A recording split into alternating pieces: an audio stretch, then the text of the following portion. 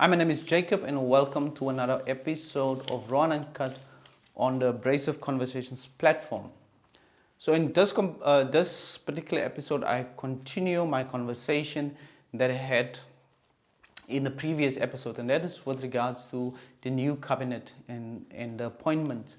So, in this particular episode, I really want to look at some of the winners and losers when it comes to the government of national unity. So, you might say, there is no winners or losers, and I will tell you there definitely is winners and losers. But you will have to wait up until it's the end of the episode where I explain who's the biggest winners and who's the biggest losers. So first, let's see. The ANC got the majority of the positions in Parliament, but let's look in cabinet. But let's look at what departments the other parties got. So let's start with the DA. So the DA got six. I got six ministries, and I'm not counting the deputy ministers. So they got six. The first one is agriculture. Went to the DA, and surprisingly, John Steenhuisen. I thought that John Steenhuisen wouldn't become a member of the cabinet, but now he is part of the he's a member of cabinet. So it would be interesting to see what happens when the leader of a party is now part of government. For years he have been a vocal voice, oppositional voice when it came to the ANC, but now he's part of that government. So we would have to accept the critical voices that comes from the EFF and MK. So it's interesting. Another department that the DA got is basic education. So they shifted NG Motsecha to another department, and I'll later in this episode I'll reflect on it. But I would say good riddance. I think the Department of Basic Education, the standards that were set by NG Motsecha is too low. You cannot have pupils and learners pass with 30-something percent. I am of the belief that you have to increase the standards.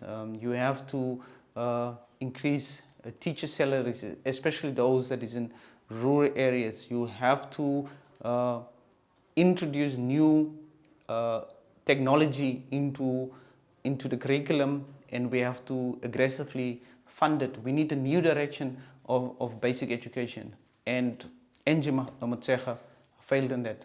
As you can hear, I'm very passionate about education, and with her gone, I would say good riddance. The third department that the DA got is communication and digital technologies. It would be interesting to see what they would do with that specific department, but I can tell you we are out of the fourth industrial revolution. We are now in an era of artificial intelligence, and it rapidly changes how we view the world. Now, with communications and technology, we have a large part of the rural areas that is still not connected to Wi-Fi or even have cellular reception. And nowadays, it's really important for rural areas, if they want to develop, to be connected to the Wi-Fi and to mobile services. Another department that the DA got was forestry, fisheries, and environment. Now, as you could hear from the previous episode, I am very passionate about it because I've given up on humans. I think the world would do good without humans. I think the environment would actually thrive, because we are causing so much damage to plants and animals and insects. We are the biggest cause of the current extinction of plants, insects, and animals. So I think there's something that we have to realize is the sustainable goals. And this department, I'll keep my eye on it, and I'll see what they most likely would achieve. Which brings me to Home Affairs.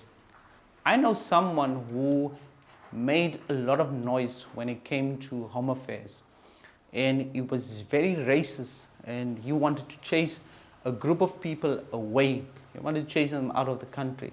So I would say it's a good thing that the DA got the Department of Home Affairs, but it would also be interesting for me to see what are the kind of changes that Home Affairs would actually, or the DA would bring to Home Affairs.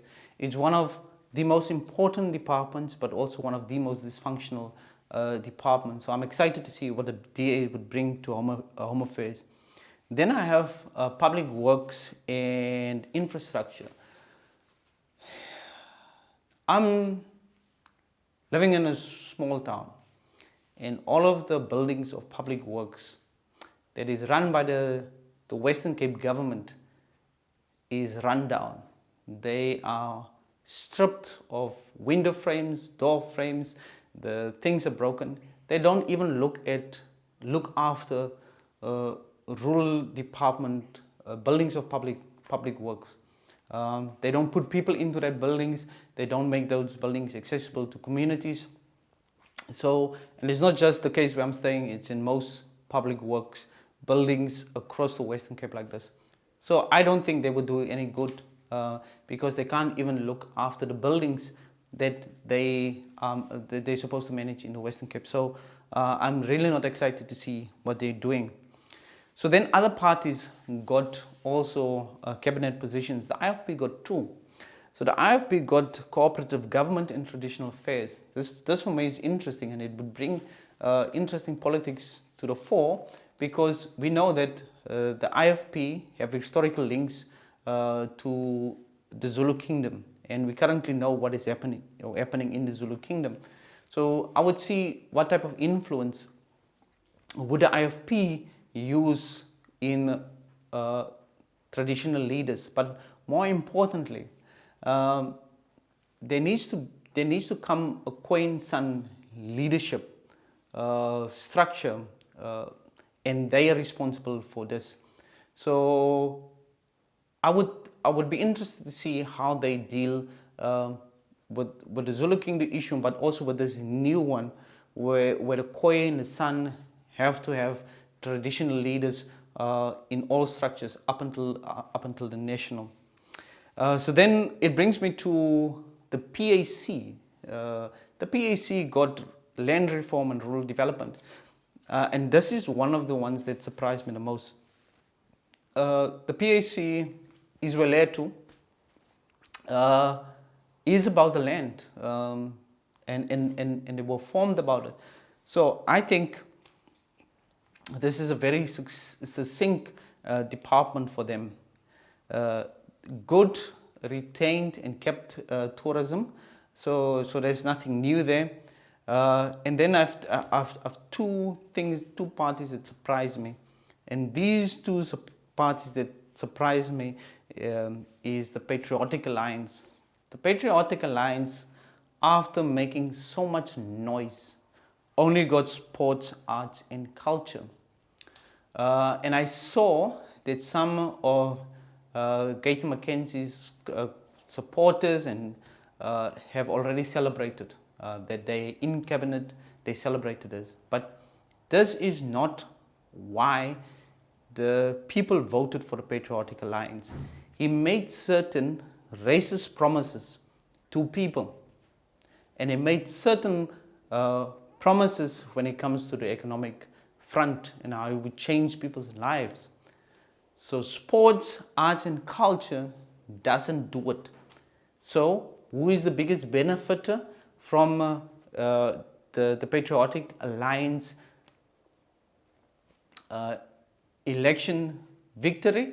Is Gator Mackenzie. Gator Mackenzie and a handful of people around him are benefiting from the election victory. And then finally is the Freedom Front Plus.